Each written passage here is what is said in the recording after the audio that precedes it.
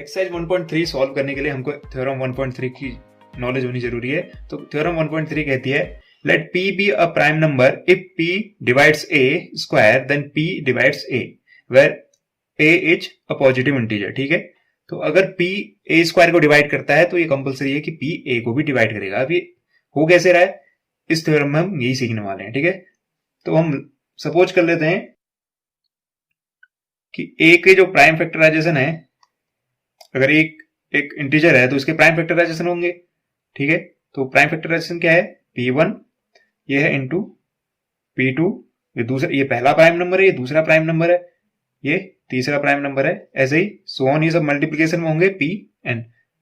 ठीक है, और हो सकता है ये सेम हो, जैसे 2 मल्टीप्लाई बाई 2, दो प्राइम सेम भी हो सकते हैं और अलग अलग भी हो सकते हैं। ठीक है, अगर ये है तो क्या कह रहा है वो कह रहा है अगर p क्या कह रहा है, a स्क्वायर को डिवाइड कर रहा है, तो a स्क्वायर की वैल्यू कितनी होगी, a स्क्वायर की वैल्यू होगी, a स्क्वायर कैसे आएगा, इसी को मैं क्या कर दूंगा आपस में 2 बार मल्टीप्लाई करूंगा, जैसे a को a से मल्टीप्लाई करा a स्क्वायर बना, वैसे ही इस पूरे टर्म को इसी से मल्टीप्लाई करूंगा तो वो बनेगा इसका स्क्वायर। तो ये टर्म है p1 into p2 into p3 so on, ये सब प्राइम नंबर है तो मल्टीप्लीकेशन में होंगे, इसी को किससे मल्टीप्लाई कर दिया, p1 into p2 into p3 and so on pn।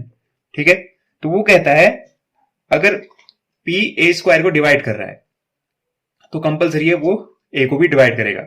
अगर ये गिवन कंडीशन है, हमको ये लाना है। ठीक है, p किसको डिवाइड कर रहा है, a स्क्वायर को डिवाइड कर रहा है। सपोज मान लीजिए 2 किसको डिवाइड करता है, 2 डिवाइड्स 12। अगर मैं कहूं 2 12 को डिवाइड कर रहा है, इसका मतलब कहीं ना कहीं 12 के अंदर 2 होना चाहिए। 12 के फैक्टर में 2 होगा तभी तो क्या होगा, 2 से डिवाइड होगा। तो मैं क्या लिख सकता हूं ऐसा, बाकी रेस्ट फैक्टर को छोड़ भी दें तो अगर 12 2 से डिविजिबल है, अगर 2 12 को डिवाइड कर रहा है तो कहीं ना कहीं 12 के अंदर 2 है, यानी 2 उसका एक फैक्टर है ताकि वो डिवाइड हो सके, 2 से 2 कैंसिल आउट। ऐसे अगर ये कहता है गिवन कंडीशन है कि p a स्क्वायर को डिवाइड कर रहा है तो इसका मतलब कहीं ना कहीं a स्क्वायर के जो फैक्टर हैं, प्राइम फैक्टर, उसमें से किसी न किसी प्राइम फैक्टर की वैल्यू क्या है, p है। यानी इनमें से किसी एक प्राइम फैक्टर की वैल्यू p है, एक से ज्यादा की भी हो सकती है, कम से कम एक की वैल्यू तो कम से कम p है। ठीक है, तो uniqueness of fundamental theorem of arithmetic क्या कहती है, यूनिकनेस होनी चाहिए प्राइम फैक्टर में। ठीक है, इसका मतलब ये जो a के फैक्टर हैं ये है तो सेम ही। ठीक है, तो इसका मतलब ये फैक्टर क्या होंगे, यही a के भी फैक्टर हैं और ये इसके भी फैक्टर हैं। तो फंडामेंटल थ्योरम ऑफ अर्थमेटिक कहती है कि जो यूनिकनेस है प्राइम नंबर्स की वो हमेशा बनी रहती है। इसका मतलब a स्क्वायर के जो प्राइम नंबर है, भले मैंने इसको 2 बार मल्टीप्लाई कर दिया तो वो प्राइम नंबर तो यही रहेंगे ना। तो uniqueness of fundamental theorem of arithmetic कहती है कि a स्क्वायर के जो प्राइम फैक्टर होंगे वो क्या होंगे, p1 p2 p3 ऐसे ही pn। ठीक है, ये क्या होंगे, a के प्राइम फैक्टर होंगे, a स्क्वायर के प्राइम फैक्टर। अभी अभी जैसे डिस्कशन किया कि अगर 12 2 से डिवाइड हो रहा है तो इसका मतलब 12 का एक फैक्टर कम से कम एक फैक्टर क्या हुआ है, होना चाहिए, 2 होना चाहिए। ठीक है, वैसे अगर p a स्क्वायर को डिवाइड करता है इसका मतलब कहीं ना कहीं a स्क्वायर में से कोई एक फैक्टर, इनमें से कोई एक फैक्टर, तो बहुत सारे फैक्टर है, n फैक्टर है, इनमें से किसी एक फैक्टर की वैल्यू कम से कम क्या होगी, p होगी। इनमें से कोई ना कोई एक फैक्टर क्या होगा, p होगा। तो इनमें से अगर कोई एक फैक्टर p होगा, ठीक है, one of them is equal to p। ठीक है, इनमें से किसी कम से कम कोई एक तो p होगा। ठीक है, अब अगर आप गौर से देखें तो a के प्राइम फैक्टराइजेशन क्या है, p1 p2 p3 and pn। ठीक है, तो इसमें से अगर कोई एक p है इसका मतलब वो क्या होगा, p का भी प्राइम फैक्टर होगा। ठीक है, जिससे हम क्या कंक्लूड कर सकते हैं कि p क्या होगा, one of prime factor of a also. ठीक है, अगर वो इनमें से p1 p2 p3 में से कोई एक वैल्यू अगर p के इक्वल है तो यही प्राइम फैक्टर तो a के भी हैं, तो इसका मतलब कहीं ना कहीं a भी क्या है, a में p भी एक फैक्टर है। अगर a में p एक फैक्टर है इसका मतलब वो किससे डिवाइड होगा, a से डिवाइड, p से डिवाइड होगा, यानी a भी हम क्या कह सकते हैं, इसी से हम कंक्लूड कर सकते हैं कि p ऑल्सो डिवाइड्स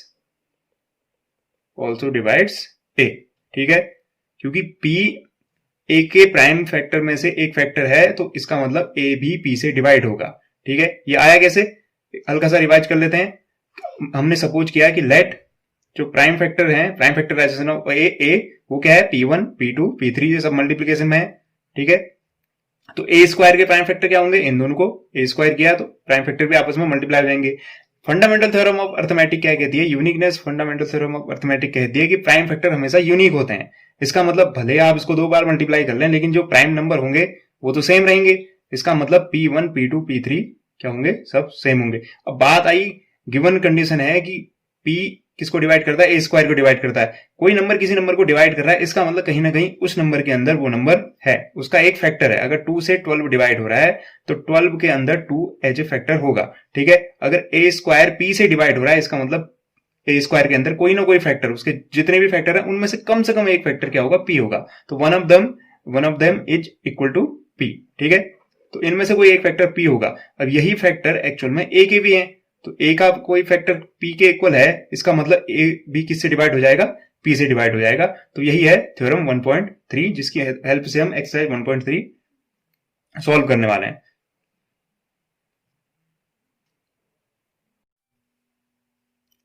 एक्सरसाइज 1.3 को सॉल्व करने में हमको एक जगह एक हल्का सा पॉइंट समझना बहुत जरूरी है, उसको स्टार्टिंग में समझ लेते हैं। सपोज कोई रैशनल नंबर है, ठीक है, कोई रैशनल नंबर है 6/4।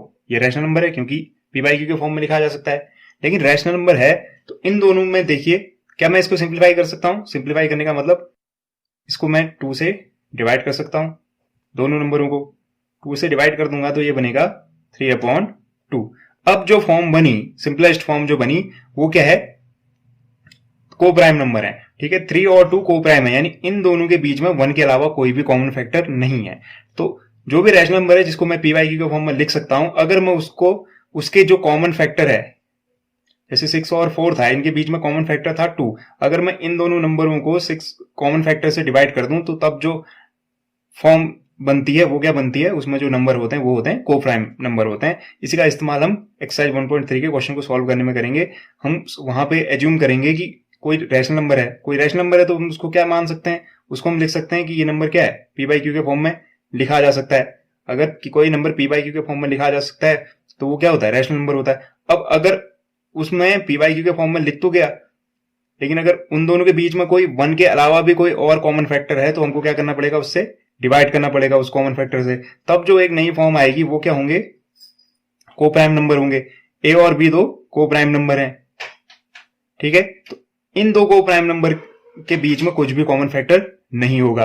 तो इसी कॉन्सेप्ट का इस्तेमाल हम एक्सरसाइज 1.3 के क्वेश्चन नंबर 1 में सॉल्व करने के लिए करेंगे। चलिए शुरू करते हैं एक्सरसाइज 1.3। एक्सरसाइज 1.3 का पहला क्वेश्चन है, prove that √5 is an irrational number. हमको √5 को इर्रेशनल नंबर प्रूव करना है। ठीक है, यहाँ पे जो मैंने साइड में फिगर बना रखा है इसको अभी मैं एक्सप्लेन करता हूं। तो √5 को हमको क्या करना है, इर्रेशनल नंबर प्रूव करना है। देखिए, दो तरह की चीजें हो सकती हैं। ठीक है, मैं या तो सीधे सीधे क्या कर दूं, √5 को इर्रेशनल नंबर प्रूव कर दूं, या फिर मैं क्या करूं, √5 को रैशनल नंबर प्रूव करने की कोशिश करूं और उसमें फेल हो जाऊं। जैसे सपोज इसको कहते हैं कॉन्ट्राडिक्टरी मेथड। ठीक है, कॉन्ट्राडिक्शन का इस्तेमाल करेंगे हम। सपोज मुझे किसी बॉय को, कोई लड़का है, उसको मुझे क्या प्रूव करना है कि ये एक अच्छा बच्चा है। ठीक है, अब मेरे पास दो केस है, मैं दो तरीके से इसको नतीजे पे पहुंच सकता हूं कि वो एक अच्छा बच्चा है। ठीक है, या तो मैं क्या करूं, सीधे सीधे ये प्रूव करने की कोशिश करूं कि उसमें कुछ गुड हैबिट है। ठीक है, वो ऑनेस्ट है, हार्ड वर्किंग है, हम्बल है और वो दूसरों को रिस्पेक्ट देता है। ठीक है, अगर ये कंडीशन वो सेटिस्फाई कर देता है तो मैं क्या करूंगा कि वो जो बच्चा है वो एक गुड बॉय है। ठीक है, या फिर मेरे पास एक दूसरा मेथड है, मैं क्या करने की कोशिश करूं, मैं उसको बैड साबित करने की कोशिश करूं कि हाँ ये एक बुरा है। तो मैं क्या करूंगा, उसको बैड साबित करने की कोशिश में मैं उसकी बैड क्वालिटीज को प्रूव करने की कोशिश करूंगा। लेकिन होगा क्या कि मैं उसकी बैड क्वालिटीज को एक एक करके प्रूव नहीं कर पाऊंगा।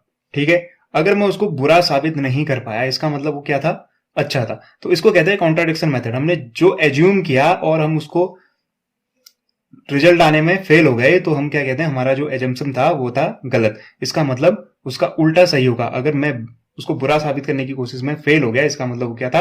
अच्छा, सेम केस यहाँ पे होता है इर्रेशनल नंबर के केस में। हमको प्रूफ तो करना है कि रूट 5 क्या है? इर्रेशनल नंबर है, लेकिन हम कोशिश क्या करेंगे? इसको रैशनल नंबर की प्रूफ करने की कोशिश करेंगे, और उसमें क्या हो जाएंगे? हम फेल हो जाएंगे, क्योंकि हमारा जो एज्यूम किया हुआ फैक्ट था वो था गलत। इसलिए हम क्या कहेंगे? हमारा फैक्ट गलत था, इस वजह से ये रैशनल नंबर नहीं, ये एक इर्रेशनल नंबर है। सेम मेथड जो हमने यहाँ पे इस्तेमाल की उसको कहते हैं कॉन्ट्रडिक्शन मेथड। तो चलिए इस क्वेश्चन को शुरू करते हैं। तो हम मान लेते हैं कि रूट 5 क्या है? एक रैशनल नंबर है। Suppose root 5 is a rational number, ये हम मान ले रहे हैं, ठीक है। सपोज कर रखा है हमने कि रूट 5 एक रैशनल नंबर है। अगर ये रैशनल नंबर है तो रैशनल नंबर को किस फॉर्म में लिखा जा सकता है? रूट पी बाई क्यू के फॉर्म में। Then root 5 can be expressed in the form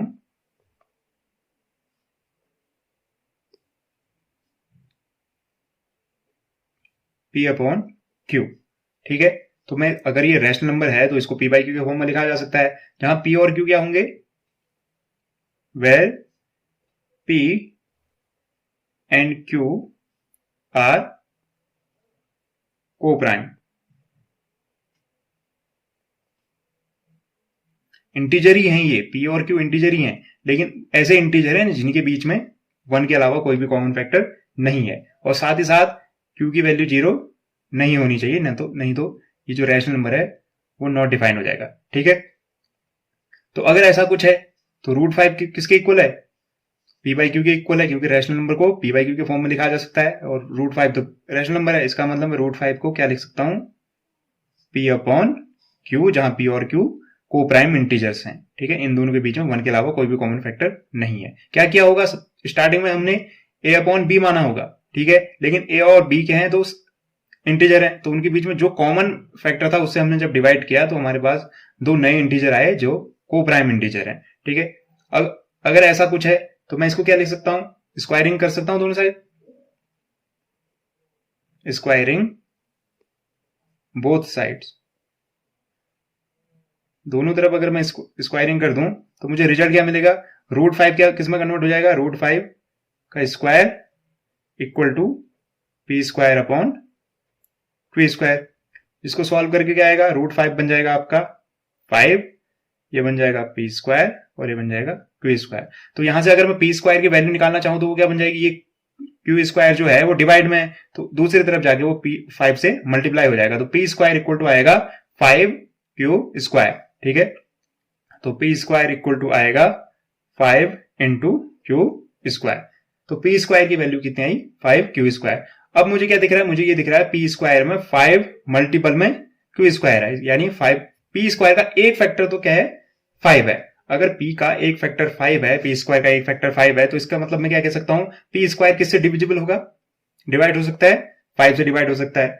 इससे मैं ये कंक्लूजन निकाल सकता हूं कि क्योंकि पी स्क्वायर का एक फैक्टर 5 है, इसके बारे में भले मुझे ना पता हो, लेकिन इसके बारे में मुझे पता है, इसका मतलब पी स्क्वायर को 5 से डिवाइड किया जा सकता है।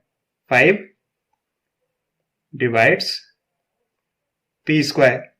अब थ्योरम 1.3 के अकॉर्डिंग अगर 5 से पी स्क्वायर डिवाइड होता है, इसका मतलब 5 से ही पी भी क्या होगा? डिवाइड होगा, ठीक है। किसका इस्तेमाल किया हमने? थ्योरम 1.3 के अकॉर्डिंग। थ्योरम 1.3 अगर 5 पी स्क्वायर को डिवाइड करता है तो 5 पी को भी डिवाइड करेगा, ठीक है। अब हम एज्यूम कर लेते हैं, लेट P इक्वल टू क्या है? 5m है, क्योंकि P 5 से डिवाइड हो रहा है, इसका मतलब P में कहीं ना कहीं 5 का मल्टीपल की फॉर्म होगी। P में 5 होना चाहिए ना, अगर 5 से P डिवाइड हो रहा है तो इसका मतलब P में 5 होगा। 5 तो होगा ही, दूसरा क्या है मुझे नहीं पता, तो मैंने उसको एज्यूम कर लिया कि वो क्या है? m है, कोई दूसरा इंटीजर है, ठीक है। तो अगर कुछ ऐसा है तो अगर मैं इससे पी स्क्वायर निकालूं तो क्या होगा? दोनों तरफ स्क्वायरिंग करूंगा, ये पी स्क्वायर बन जाएगा, दूसरा कितना बन जाएगा?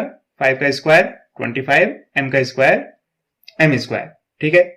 अब मुझे तो पता है पी स्क्वायर की वैल्यू क्या है, यहां से इस इक्वेशन को मैं अगर सेकेंड इक्वेशन कह दूं तो पी स्क्वायर की वैल्यू क्या है 5q²। तो पी स्क्वायर की जगह मैं क्या रख दूं 5q², putting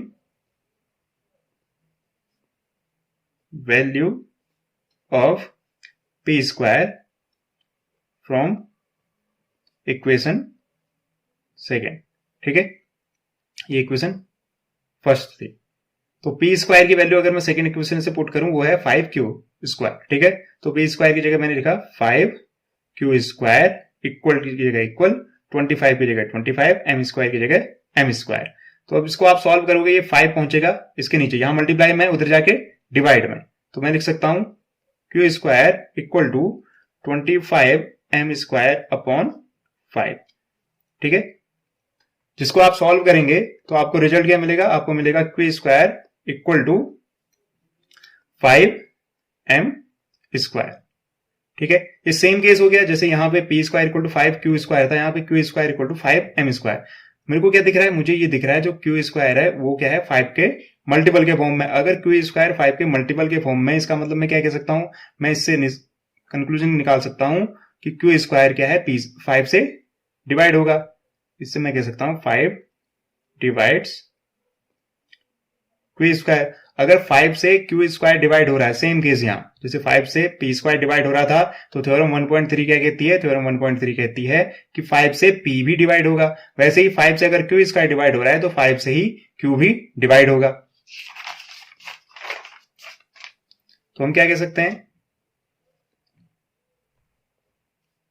bye theorem 1.3 5 divides q also. ठीक है, क्योंकि 5q² को भी डिवाइड कर रहा था, तो थ्योरम 1.3 के अकॉर्डिंग 5q को भी डिवाइड करेगा। अब बात क्या थी, हमने क्या माना था, हमने ये एज्यूम किया था जो p और q हैं वो क्या है, कोप्राइम है। कोप्राइम में क्या होता है, 1 के अलावा कोई भी कॉमन फैक्टर नहीं होता है। लेकिन यहां क्या दिख रहा है, p को भी 5 डिवाइड कर रहा है और q को भी 5 डिवाइड कर रहा है। इसका मतलब इन दोनों के बीच में 1 के अलावा भी कोई कॉमन फैक्टर है। ठीक है, it means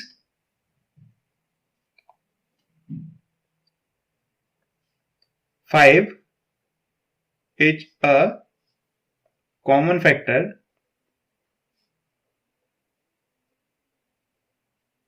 of P and Q।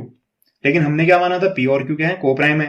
तो इसका मतलब जो हमने माना था, जो हमने एज्यूम किया था वो क्या है, गलत है। क्योंकि हमने माना था P और Q कोप्राइम है, यहां तो इनके बीच में 1 के अलावा कोप्राइम में 1 के अलावा कोई भी कॉमन फैक्टर नहीं होता। इसमें 5 आ गया, इसका मतलब जो हमारा एज्यूम किया हुआ फैक्ट था वो क्या था, गलत था। तो हम क्या लिखेंगे, हम लिखेंगे दिस contradicts द सपोजिशन। जो हमने सपोज किया था ये क्या करता है, उस फैक्ट को कॉन्ट्राडिक्ट करता है। सो हम क्या कहेंगे, so there is no common factor of P and Q। ये उस फैक्ट को कॉन्ट्राडिक्ट करता है जिसमें हमने माना कि P और Q के बीच में कोई भी कॉमन फैक्टर नहीं है, यानी P और Q क्या है, कोप्राइम है। तो अगर ये इस फैक्ट को कॉन्ट्राडिक्ट करता है, इसका मतलब हमको अपने फैक्ट को सही करने की जरूरत है। हमारा फैक्ट क्या था, हमने जो एज्यूम किया था, जो हमने एज्यूम किया था वो क्या था, हमने एज्यूम किया था कि √5 क्या है, एक रैशनल नंबर है। इसका मतलब शुरुआत गलती की जो शुरुआत हुई वहीं से हुई। इसका मतलब हम उस फैक्ट को सही कर दें तो हमारा जो एज्यूम किया हुआ फैक्ट है वो सही हो जाएगा। ठीक है, हेंस हम क्या कहेंगे, हेंस √5 एक रैशनल नंबर ना होके ये क्या है, एक इर्रेशनल नंबर है, इज एन irrational number।